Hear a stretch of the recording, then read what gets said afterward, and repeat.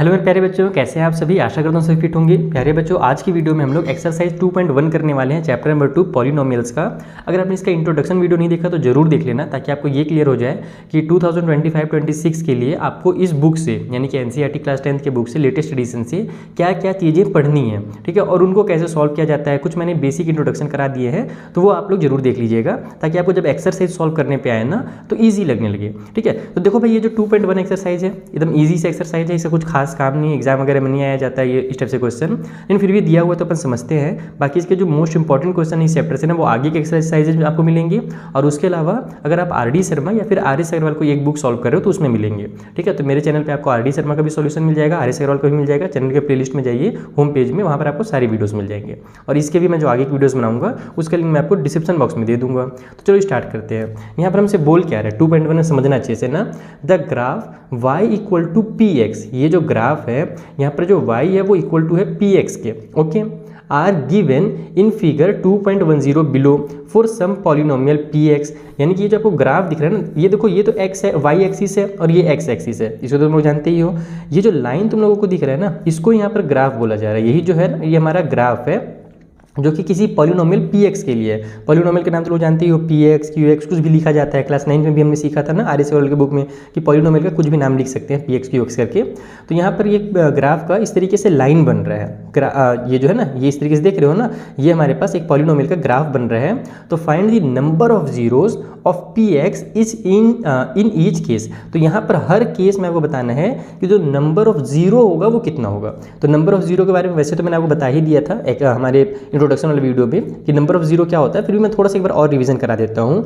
किसी भी इक्वेशन में जब आप वैल्यू को पुट करते हो, जब आप इक्वेशन को सॉल्व करते हो ना, अगर वहाँ पर हमारे पास उसको इक्वल टू जीरो करने के बाद, जैसे कि मान लो यहाँ पर हमारे पास एक इक्वेशन दिया हुआ है, इसी से मैं आपको समझा देता हूँ। 2x square minus 8x plus 6 दिया हुआ है is zero when x minus 1 equal to zero and x minus 3 equal to zero. इसका मतलब ये हुआ कि x equal to 1 and x equal to 3 जो होगा वो जीरो होंगे इस वाले पॉलिनोमियल के लिए।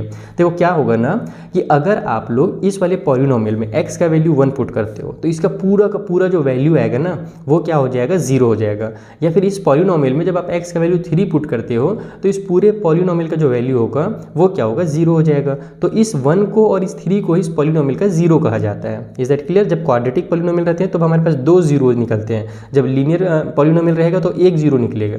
जब और हमारे पास 3 पावर में हाईएस्ट पावर 3 अगर हो जाएगा, हमारे पास क्यूबिक पॉलिनोमियल हो जाएगा, तो उस कंडीशन में 3 जीरो निकलते हैं। ठीक है, तो यहाँ पर आपको कुछ नहीं करना, बस ग्राफ को देखना है, और ये देखना है कि एक्स एक्सिस में, ये वाला जो लाइन है जिसको हम लोग एक्स एक्सिस बोलते हैं, इसमें ग्राफ ने कहाँ पर इंटरसेक्ट किया हुआ है। तो तुम लोग देखो कि ग्राफ इस बार यहाँ पर बना है, वाई एक्सिस में बना है, एक्स एक्सिस में ग्राफ बना ही नहीं है। तो इसका मतलब क्या हुआ कि यहाँ पर जो नंबर ऑफ जीरो होगा ना, वो कितना होगा, एकदम ही नहीं होगा, नील लिख सकते हो आप इसमें, कि नंबर ऑफ जीरो इज नील, या फिर नंबर ऑफ जीरो इज हमारा जीरो। इसमें कोई नंबर ऑफ जीरो होगा ही नहीं इस वाले में हमारे पी एक्स के लिए।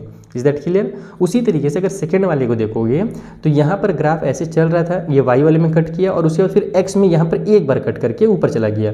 तो एक बार कट कर रहा है ना, इसका मतलब ये हुआ कि एक्स एक्सिस में जब एक बार कट कर रहा है, इट मीन्स इसका जो नंबर ऑफ जीरो होगा वो कितना होगा, वो 1 होगा। समझ में आ गया, इसमें नंबर ऑफ जीरो इज 1 हो गया। थर्ड वाले में देखो, यहाँ पर ग्राफ यहाँ से स्टार्ट हो रहा है, ऐसे ऐसे जा रहा है मस्त एस बन करके। तो यहाँ पर पहली बार टच हुआ, एक्स एक्सिस में पहली बार इंटरसेक्ट हुआ, उसके बाद यहाँ पर दूसरी बार हो रहा है, और ये वाले पॉइंट पे तीसरी बार हो रहा है। तो 3 बार जो कि कट हो रहा है, इसीलिए यहाँ पर जो नंबर ऑफ जीरो होगा वो 3 होगा। ये फोर्थ वाले में हमारे पास ये ग्राफ ऐसे चला गया है, एक्स एक्सिस में एक बार यहाँ पर टच हुआ है, और एक्स एक्सिस में एक बार यहाँ पर टच हुआ है। इट मीन्स इसमें भी जो हमारा नंबर ऑफ जीरो होगा, 1 एंड 1 मिला दो तो 2 हो जाएगा। ओके, इस फिफ्थ वाले में एक्स एक्सिस में यहाँ पर कट हुआ पहले, फिर ये सेकेंड टाइम यहाँ पर हुआ, थर्ड टाइम यहाँ पर हुआ, और फोर्थ टाइम यहाँ पर हुआ। तो यहाँ पर जो नंबर ऑफ जीरो होगा वो हमारा 4 हो जाएगा।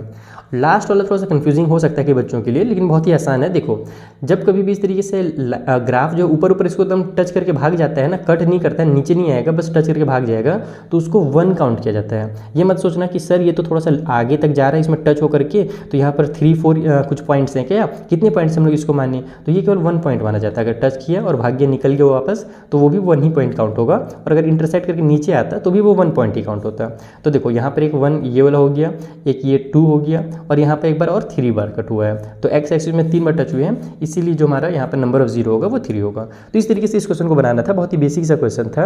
अगर आपको समझ में आया हो तो बहुत अच्छी बात है, अगर नहीं आया तो कुछ भी आप मुझे डाउट हो ना तो टेलीग्राम, इंस्टाग्राम के थ्रू आप मुझसे पूछ सकते हो, उनका लिंक डिस्क्रिप्शन बॉक्स में गिवन है। साथ ही आप कमेंट करके भी अपने डाउट जो है वो डिस्कस कर सकते हो। ठीक है, तो चलो मिलते हैं नेक्स्ट वीडियो में। यहाँ पर तो इस वीडियो में कुछ था ही नहीं खास, तो नेक्स्ट वीडियो में मिलेंगे जहाँ पर जो इंपॉर्टेंट क्वेश्चन है इस चैप्टर से आने वाले, उन क्वेश्चन को हम लोग डिटेल में सॉल्व करेंगे। ठीक है बच्चे लोग, थैंक यू फॉर वॉचिंग।